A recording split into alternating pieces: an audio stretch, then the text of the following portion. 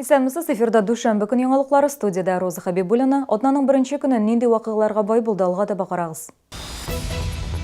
Ауруны алдан ачыкларга һәм хәтта булдырмый калырга да мөмкин. Тик моның өчен 3 елга бер мәртәбә диспансеризация узарга кирәк. Бу хакта Римма Әхмәтова. Беренче дәрескә 30 кеше килде. Чаллыда татар телен өйрәнү буенча бушлай курслар ачылды.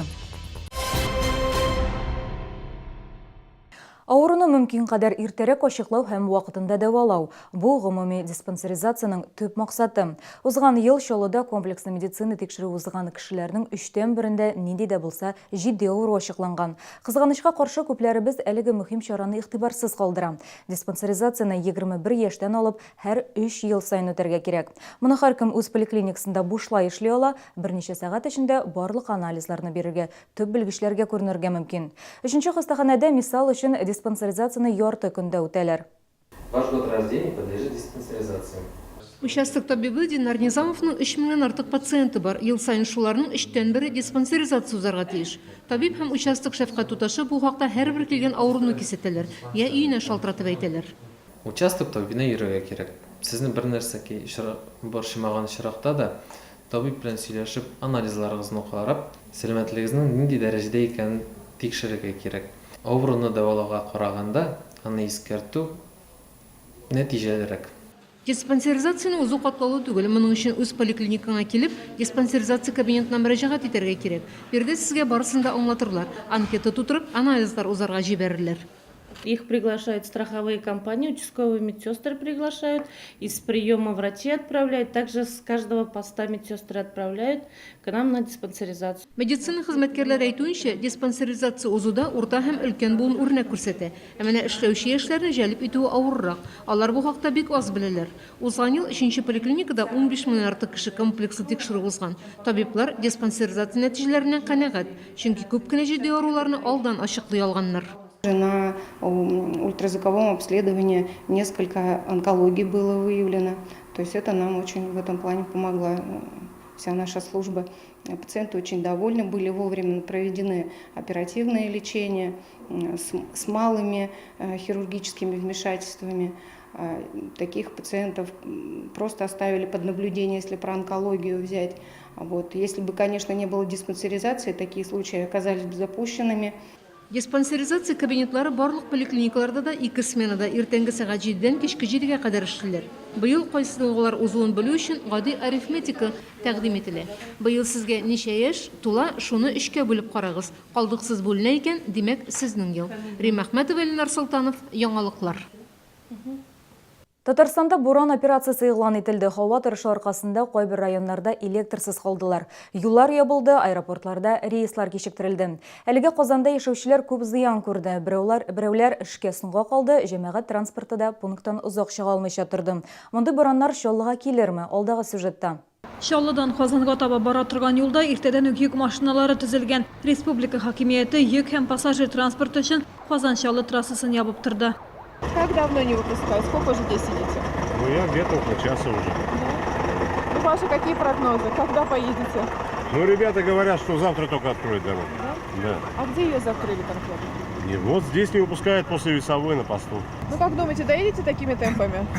Доползем, скажем так. Когда? Тише едешь, дальше будешь. Через часок там будем. Дела будем. Наверное. Чаллыда һава торышы тыныч, кар юк, әмма җил көчәя. Социаль челтәрдәге видеолардан күренгәнчә, зур юлларда кар һәлакәтләр. Отсюда не видно жилого квартала. У нас очень метет, ужасно. Со вчерашнего вечера снегоуборочные работы ведутся с раннего утра. К сожалению, особо это не помогает. Будем надеяться, что скоро стихнет этот страшный ветер. Татарстанның кайбер районнарында мәктәпләргә һәм балалар бакчаларына бармаска рөхсәт ителде. Казан һәм Түбән Кама аэропортларында рейслар кичектерилде. Трассада һәр 20 чакрым сайын коткару пунктлары эшли. Татарстанның кайбер районнарында электр энергиясе эзелгән. Произошло отключение электроэнергии в 72 населенных пунктах с населением более 15 тысяч человек. На территории 11 муниципальных образований это Кабицкий, Камско-Устинский, Зеленодольский, Высокогорский, Пестричинский, Арский, Алексеевский, Спасский, Рыбно-Слободский, Новошишминский район и город Казань. Кроме того, из-за погодных условий нечищенной трассы и отсутствие видимости приостановлена работа 2 ледовых переправ. Белгечләр иртәгә дә шундый һава торышы сакланады. Республика буенча көчле җил көтелә. Мондый һава торышы булганда ерак юлга чыкмаска, төрле конструкциялардан ерак йөрергә киңәш итәләр. Гүзәл Шихапова, Ксения Антонова, Илдар Шайдуллин, яңалыклар. Чолы-Сарман юлында транспортта хәрәкәт итү куркынычсызрак булачак. Республиканың Тукай районында авариялар куркынычлы булган Йор-Чолы-Сарман трассасында яңа юл билгеләре барлыкка киләчәк. Шулай ук юл йөрү кагыйдәләрен бозу очракларын теркәүче җайламалар да куелачак. ЮХУДИ хезмәткәрләре Йор-Чолы-Сарман трассасында өстәмә тикшерүләр уздырган. Әлеге тикшерүләр трассадагы юл транспорт хәрәкәтләренең еш булуы аркасында эшләнә.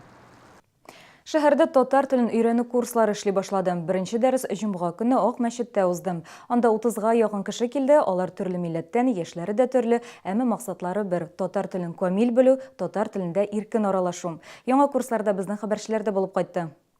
Әлеге дәреслек безнең эшләнгән Гарипова, Хасаншина һәм Гимазовлар тарафыннан татар теле дәреслеге.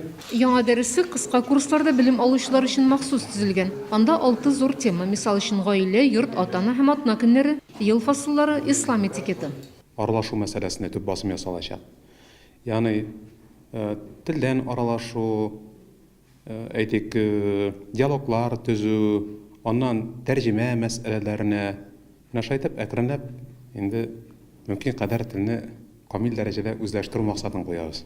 Курсларның тагын бер юнәлеше татар тарихы һәм диннәр тарихы. Аны Ак мәчет мәдрәсәсе мөгаллиме Габделмәлик Саттаров алып барачак. Шәкертләрнең телне белү дәрәҗәсе төрлечә. Күпчелеге аңлый, тик сөйләшә алмый. Татарча бөтенләй сөйләшә һәм яза белмәүчеләр дә бар. Алар чаллыга чит төбәкләрдән укырга, яшьләргә килгәннәр. Я приехала из Киргизии, чтобы учиться в университете. Я студент первого курса. Гүзәл Корбангалина һөнәре буенча укытучы, татарча сөйләшә, максаты телне камил дәрәҗәгә җиткерү. Тукай теле, безнең тел, оно вот в сердце. Я счастлива, что я буду ходить на эти курсы. Мин сөендем, бик көткән идем бу курсларны. Жирак булса да барыбер җөрим. Үзем ГЭСта торам мин, барыбер җөрим. Сөенә җөрим. Күбрәк булсын иде шундый изге акция. Беренче татар теле дәресендә 30-га якын кеше катнаша. Шәкертләр арасында гаилә белән аталы-уллы, әниле, кызлы укучылар бар. Яшь кешеләр шактый. Азат Саматовка 32 яшь, ул инженер. Мин үзем тумыштан Ижау шәһәреннән, мин анда тудым, үстем, анда институт битердем. Оннан соң монда яшәргә килергә булдым. Чөнки мондагы безнең шундый мөхит, татар мөхите, Татарстан бу безнең туган җиребез. Татар теле дәресләре атнага 3 тапкыр дүшәмбе, пәнҗешәмбе, җомга көннәрендә уза. Кичке сәгать 7-дә башлана. Алдан язылып та, болай гына да килергә мөмкин. Шалтыраталар да, киләләр дә, сорап килүчеләр дә бар. Белергә, килергә теләүчеләр бар. Татар теле дәресләре Яңа шәһәрнең 2нче комплексындагы Ак мәчеттә бара. Рим Әхмәтов, Илдар Шайдуллин, яңалыклар. Татарстанда яшәүчеләрне февральдә 3 көн рәттән ял көтә. Бу турыда Татарстан Республикасы хезмәт, халыкны эш белән тәэмин итү һәм социаль яклау министрлыгы матбугат хезмәте хәбәр итә. Россия Федерациясе хезмәт кодексының 112-нче маддәсе буенча 23 февральдә билгеләп үтелә торган ватанны саклаучылар көне ял итә торган бәйрәм көне санала. 5 көнлек эш атнасында республика халкы 23, 24 һәм 25 февральдә ял итәчәк. 22 февральдә бәйрәм алды көне буларак эш көне 1 сәгатькә кыскартылачак. Шушы күңелле мәгълүматта мин сезнең белән саубуллашам. Иртәгә очрашканга кадәр сау булыгыз.